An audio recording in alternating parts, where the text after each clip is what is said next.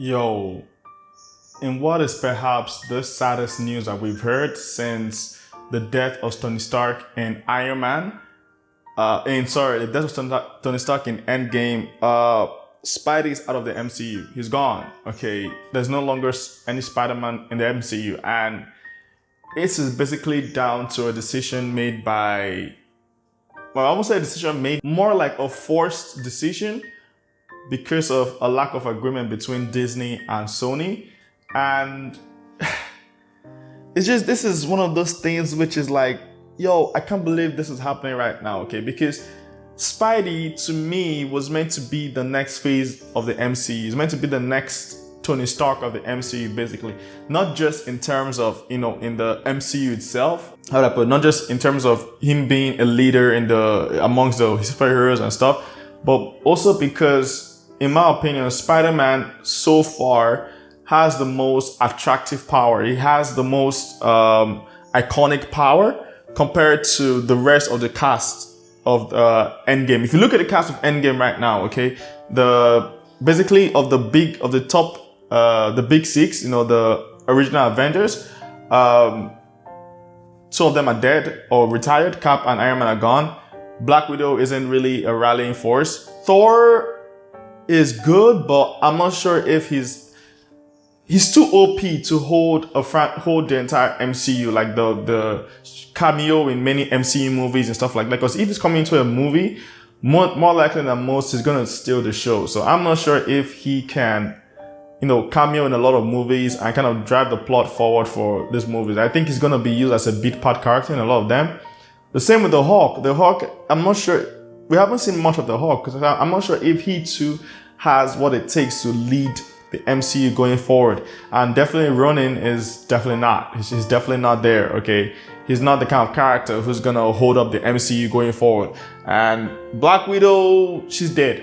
Okay, she's dead. I don't know, her next movie might be a prequel, it might not. It might follow an alternate universe version of her, we don't know what's gonna be. But she's also not a driving force for the MCU, okay? She's not that character who gets things done. That moves the plot forward. She gets stuff done. She's not a character that moves the plot forward, okay? She usually reacts to the plot around her and does her best to fix the situation, okay? Who else is there, okay? We have Captain Marvel. Again, she's basically right now the space police because Marvel knows that she's too OP of a character to basically mingle with the rest of the cast, okay? She can't really pop up in a Ant-Man level crisis, okay? She can't pop up there because she comes there, that's like bringing a cannon to a knife fight, okay? Same thing with, if Spider-Man was still in MCU, she also can't pop up in a Spider-Man conflict because, okay, her powers are just too big for that, okay? So again, unless they're using cosmic forces like Eternals and, Galactus kind of forces, Captain Marvel right now is way too powerful to mingle with the rest of the MCU. So she can't be the face, okay? Apart from her, who else do we have? Guardians are basically, for the next phase, they're not going to show up at all. Who else is there? This is my fear going forward, okay, into the MCU, okay? Because initially we had Iron Man, Captain America, Thor, okay? We had these people, then the Hulk, Natasha, and Hawkeye, okay? We had all these people, and with these people, we followed them, okay? From the beginning, they were very interesting characters who we, molded our expectations around. But now, with this new phase, we don't really have that, okay? And the only person I could really see who we could follow and really love the story so far are Black Panther and Spidey, okay? Now with Spidey out of the picture, I feel like Black Panther might take up the mantle as the next, driving force, especially for the Earthbound superheroes, okay? And you know what? Let me just roll back a bit, talk about why, Spidey is actually leaving the MCU, okay? I'm just gonna take a little reading from a site. They're called The Playlist. I'm gonna link the article below. Just gonna read word for word what they said, okay? So they say the facts first before we get to speculation goes something like this. Disney wanted to work out a more involved deal for future Marvel Studios / Sony collaborations, where the Mouse House would co-finance and thus share profits on future Spider-Man films, while also having a bit more control over the extended Spider-Man universe, like Venom, Morbius, etc. Apparently, the report says that Sony was so upset with the offer that Tom Rothman, Sony boss, didn't even counter the terms with a compromise. Instead, the studio would opt to leave Marvel Studios and Kevin Feige behind. So now, what all that corporate speech was just saying is basically, right now, the kind of deal that Marvel has with Sony is Marvel takes just a little percentage of, I think about 5-10% of, Sony sales, of Sony Spider-Man sales.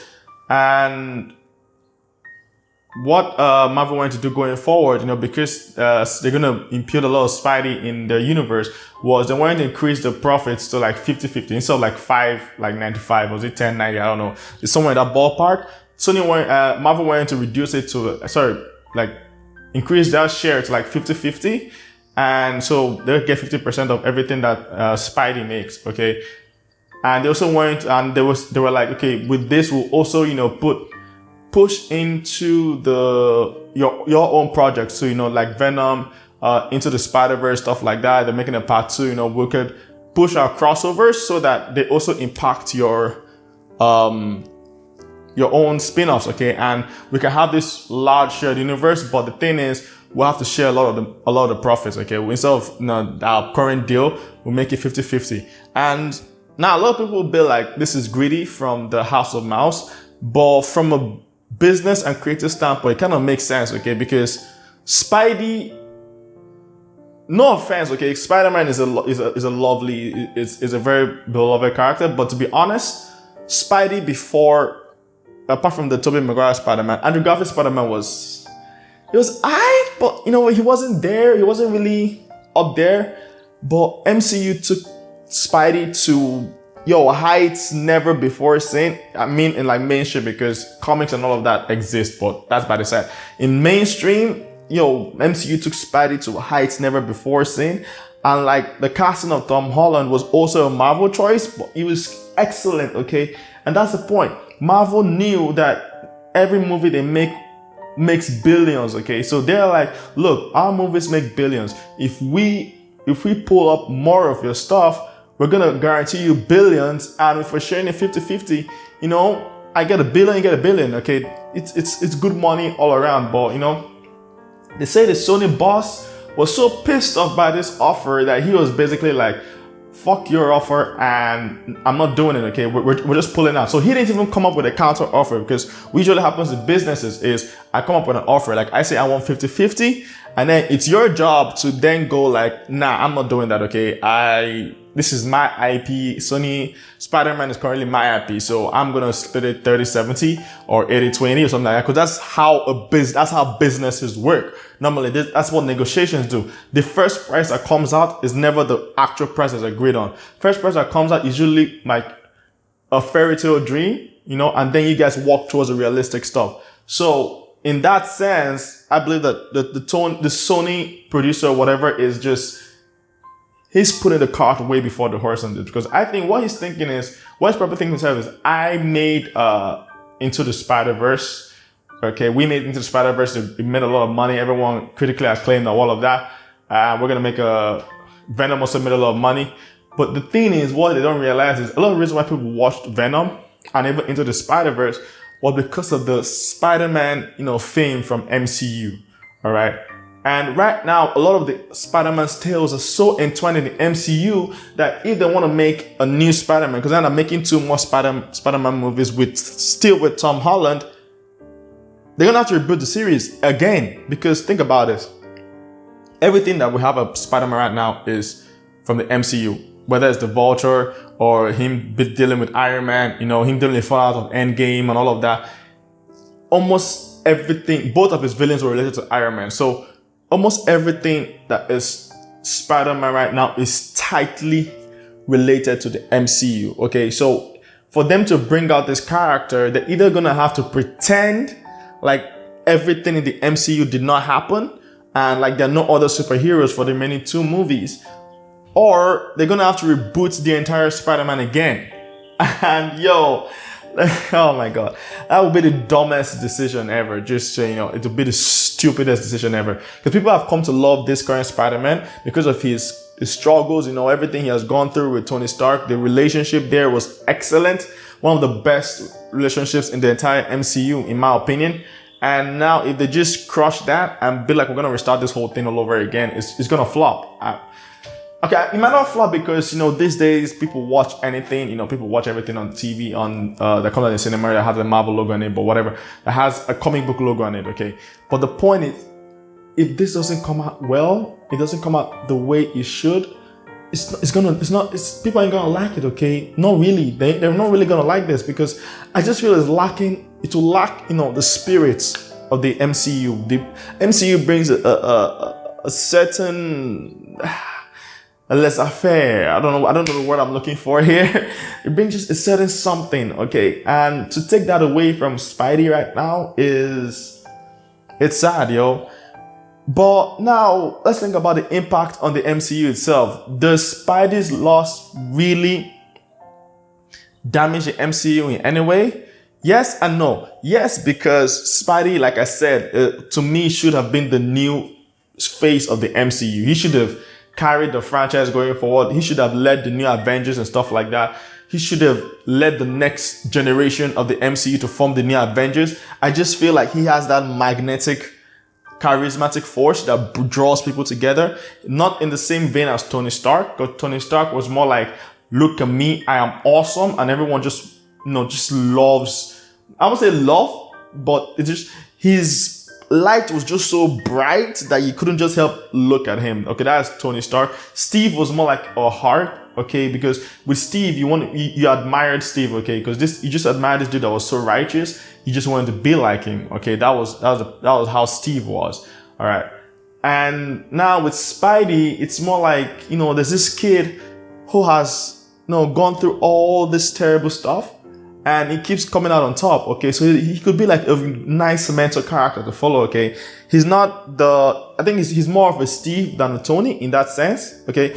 I mean, he's got the smarts of Tony, but I think he's got a heart of Steve. So he's like the best of both worlds in one. And that's why I say he was, for me, the best character to lead the MCU forward. But now with him gone, the only character I think has that power to lead the forces, especially on Earth, is Black Panther, okay? Because I really can't think of any. Only T'Challa has that stuff, okay? He's rich, he's got that kind of, he's got that attitude, he's got a little sauce in him, and he can do some, I feel like he can do some good in moving the team forward. He can probably teach the new Avengers, probably give them some tech, but I don't know if he's really a mentor character, someone people aspire to be. I'm not sure about that. I've not seen enough from him to, you know, suggest he'd be a great mentor character. I mean, so far he's a king, I guess, and we've mostly dealt with his kingly stuff. We've not seen him really be a mentor to anyone, so I don't know about that. Okay, we'll have to see maybe in the future. Now that Spidey's out, they're probably gonna put him on. And yo, but anyway, overall, all I want to say is this is a sad day for the MCU. Okay, it's a sad day for all fans everywhere, all fans of Spidey, all fans of the MCU, and this is not the kind of thing you want to know. This is not the kind of thing you want to hear. All that you hate to hear it. It's terrible. It's terrible news. And yeah, I don't know what to say. I don't know what else to say. I'm just hoping that Sony doesn't. I'm just hoping something happens. You know, deals are never set in stone. Okay, I'm just hoping like someone walks over to Tom, whatever his name is, and just slams, you know, something on his head and just be like, yo, boy, you can get over your temper tantrum. Let's work this out. Okay, this is a lot of money. This is something that the fans want. Okay, and you know, whatever. No, fact is, I'm not in the studio. I can't make them do anything. So, you know, let me know your thoughts. Okay, do you think the MCU is gonna miss, you know, Spidey? Do you think Sony's choice to take away Spidey was the right one? Do you think they were greedy, or do you think Marvel was greedy? Should they have folded? Should they not have folded? Let me know in the comments below. If you enjoyed this video, remember to like and comment, and also hit the subscribe button, okay? And smash the notification bell so you know when more videos are coming out. And if you enjoy what I do and you want to read some of my novels, check me out on Wattpad at Reno AK, okay? Thank you, and see you all in the next video. This is Ren, signing out. Bye.